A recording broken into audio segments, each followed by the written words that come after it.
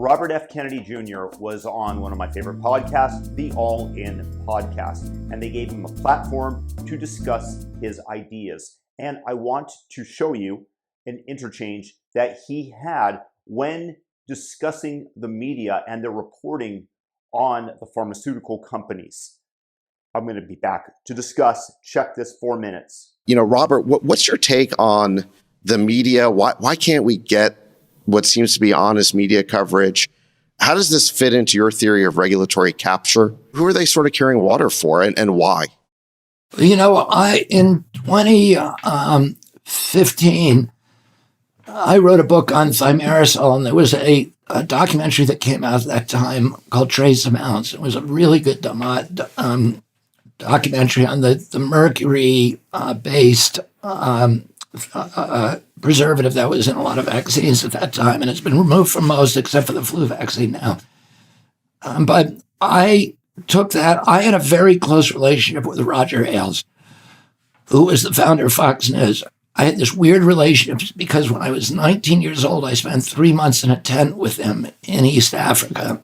And he would when he started Fox News, he became like Darth Vader to me, and we were antithetical on every issue. But he was a very funny guy and very clever. And he was also very loyal to his friends, and he would make all of the hosts of Fox News put me on. So I was the only environmentalist who was going on Hannity and Bill O'Reilly and Neil Cavuto, et cetera, regularly, like weekly.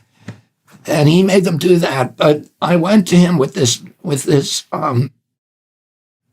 movie and showed it to him, and he found it compelling. And he had a relative who he believed was vaccine injured, a very, very close relative. And he believed what was going on and what the documentary, the thrust of the documentary was. And he said, I cannot let you talk about this on Fox News. I'm sorry. It was the first time he ever told me this. And he said, if any of my hosts let you on to talk about this, I would have to fire them. And he said, and if I didn't fire him, I'd get a call from Rupert within 10 minutes. And he said to me at that time that 70% of the revenues for his not on network news on prime time were pharmaceutical ads, and that he said of 22 ad spaces that we sell on the network news, on the evening news, 17 of those are pharmaceutical. We cannot afford to offend our biggest. Our biggest funder, biggest advertisers. And, I had this interesting experience with Jake Tapper, where when I worked on my Rolling Stone article, Deadly Immunity, which was about this secret meeting that took place in Simpsonwood, Georgia by CDC and all of the vaccine companies and FDA, et cetera, where they decided to hide the autism effect from the American people. And I got the transcripts for him and published in Rolling Stone.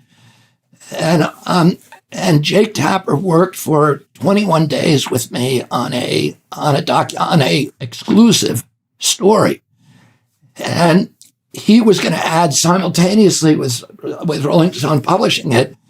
And Tapper, the night before it went on, he called me in total distress, and he said, "It's been pulled by corporate. The whole thing is gone." He said, "Never in my career has corporate killed one of my stories, and I'm really angry." And then I called him back the next day. He's never spoken to me again. But, there are consequences for these newscasters who depart from the orthodoxy. And they know it. If you look at Anderson Cooper, he's got now probably a $13 million a year salary.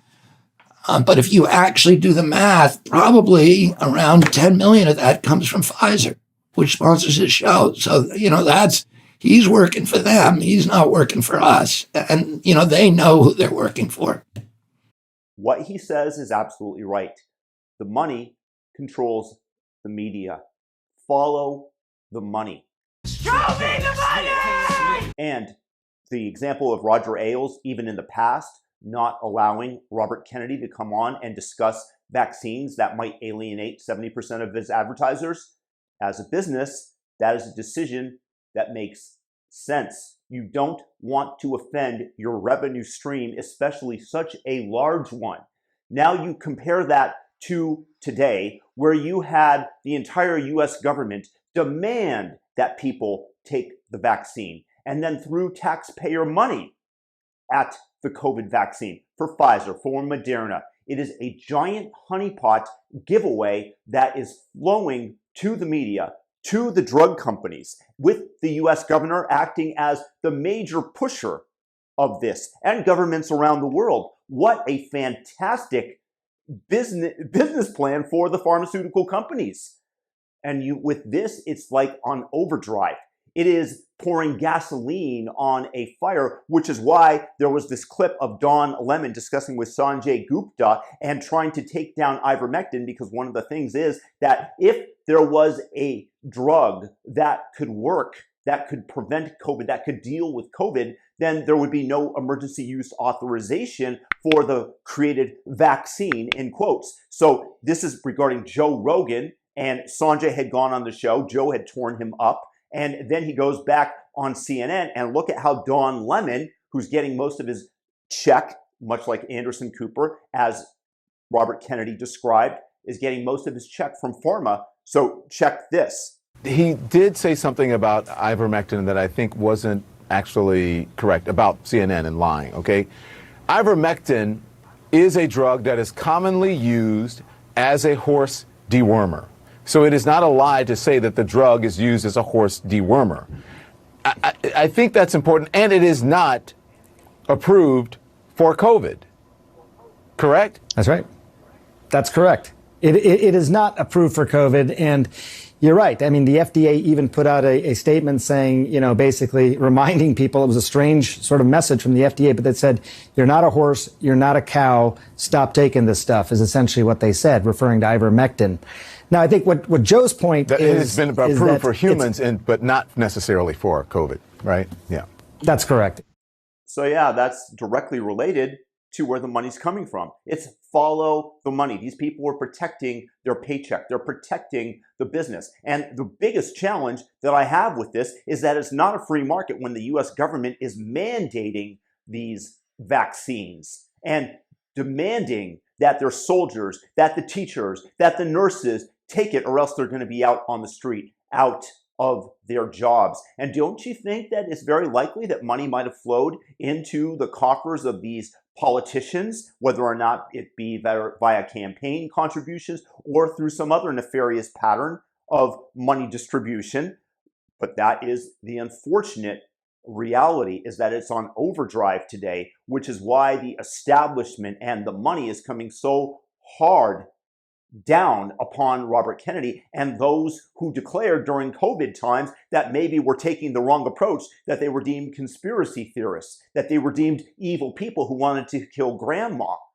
That is what we're facing. But again, it is robbing the taxpayer. It is digging into the collective pool of money along with all that which was printed, and people are just siphoning it off for themselves and the pharmaceutical companies and becoming incredibly wealthy. Of course, they have to distribute some of that cash to the media, which is why they're behaving in this manner. And so I found Robert Kennedy to be a fascinating figure. I still would rather vote for DeSantis or for Vivek Ramaswamy rather than him, but I certainly hope that he's on the ticket as the Democratic nominee, because I could at least live with somebody like him, unlike Joe Biden or some ultra progressive who's just going to just try to destroy the United States. But the destruction comes from the centralization of money that people are just clamoring after and trying to get their share of it. And this exposes the inherent corruption of the system. Let me know what you guys think. Leave your comments below. Peace out.